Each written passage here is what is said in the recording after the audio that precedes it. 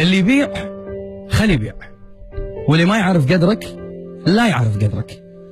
احنا للأسف ناس ما نعرف نحط مقياس حق المحبة.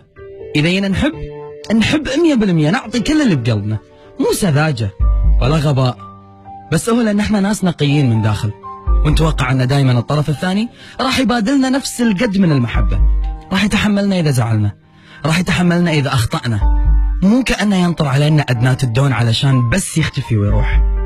إلى كل من توقعت منه بأنه يكون موجود في أصعب حالاتي وما لقيته، شكرا، لأني اليوم تعلمت منو الصح منو الخطأ، منو اللي قلبه يسوى أنه هو يكون على يمناي، ومنو اللي أقول له عفى الله عما سلف. اليوم من بعد كل الأشياء اللي تصير في حياتكم، دايما مع كل موقف تسقط أشخاص ويعلى قدر أشخاص. ركز، منو اللي تحسفت أنك خسرته، ومنو اللي مو